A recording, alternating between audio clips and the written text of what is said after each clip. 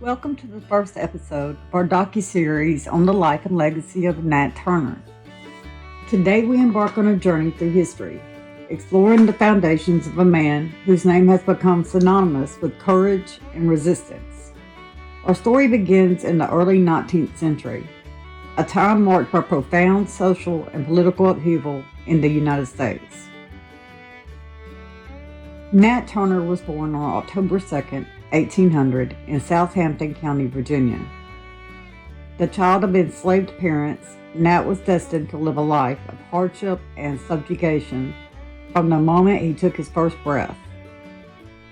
His mother, Nancy, was an enslaved African woman, while his father remains a figure shrouded in mystery, having escaped from slavery when Nat was young. From a tender age, Nat demonstrated an extraordinary intellect and profound spiritual inclination. He learned to read and write, an uncommon skill among enslaved individuals of that era, and he spent countless hours studying the Bible. This deep connection to Scripture would later become a central pillar of his identity and mission. As Nat grew older, he became acutely aware of the harsh realities of slavery. The brutality and inhumanity inflicted upon him and his fellow enslaved people left an indelible mark on his soul. He began to experience vivid visions and dreams, which he interpreted as divine messages. These visions convinced him that he was chosen by God to lead his people out of bondage. In the next episode, we'll delve into the institution of slavery itself, and the reasons that fueled Nat Turner's resolve to ignite a revolt. We will explore the systematic oppression, the daily indignities, and the unyielding spirit of those who yearn for freedom. So thank you for listening to part 1, and follow for part 2. Welcome to the second and third episode of our docu-series on Nat Turner.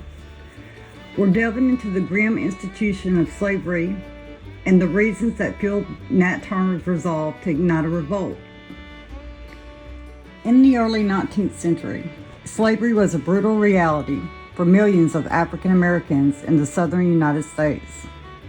Enslaved people were treated as mere property, stripped of their basic human rights, and subjected to relentless labor, physical abuse, and psychological torment.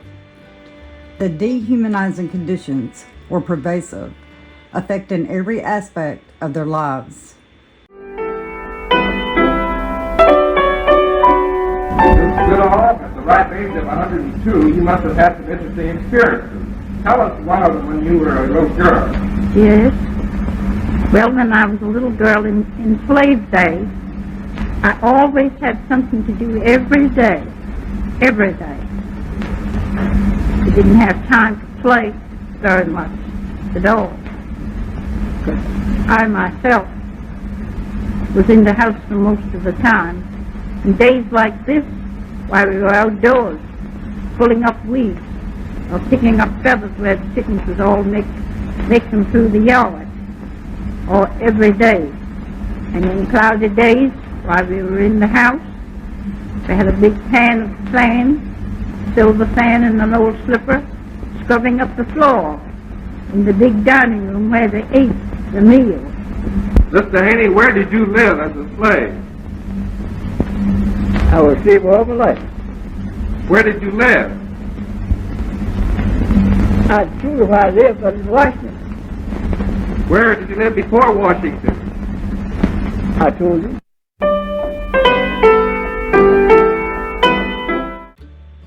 Nat Turner, having witnessed and experienced the atrocities of slavery firsthand, became increasingly determined to end the suffering of his people. His deep spiritual convictions and the divine visions he received further solidified his belief that he was chosen by God to lead a rebellion. The spark that ignited the flames of revolt was the solar eclipse in February of 1831. Nat interpreted the celestial event as a sign from God, a sign for the time for action had arrived. He began to gather a group of trusted followers, all of whom shared his desire for freedom and justice. And this is just to leave you with a deeper understanding of the oppressive forces that shaped Nat Turner's determination to revolt. Now I'm going to talk about and delve into the dramatic and fateful events of the revolt led by Nat Turner and his brave followers. On the night of August 21st, 1831, Nat Turner and a small band of trusted companions gathered in the woods of Southampton County, Virginia. Fueled by a mixture of righteous anger and unshakable faith, they commenced their mission to liberate themselves and their fellow enslaved people. Armed with crude weapons and unwavering resolve, they embarked on a path that would forever alter the course of history. As they moved from plantation to plantation, their numbers grew. Enslaved men joined the rebellion, inspired by Nat's leadership and promise of freedom. The revolt was marked by a series of violent confrontations as the rebels sought to overthrow their oppressors. On August 21st, 1831, Turner and at least 40 compatriots launched a bid to end slavery by attacking several plantations in Southampton County, Virginia. While it was never truly clear what Turner's plan was, the rebels executed 55 people before being stopped by state and federal militias. Fear and panic spread among the white population, and local militia was quickly mobilized to suppress the uprising. Despite the rebels' initial successes, their efforts were ultimately met with overwhelming resistance.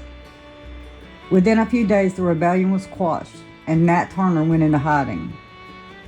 For over 2 months, he evaded capture, relying on the support of sympathizers and his deep knowledge of the local terrain.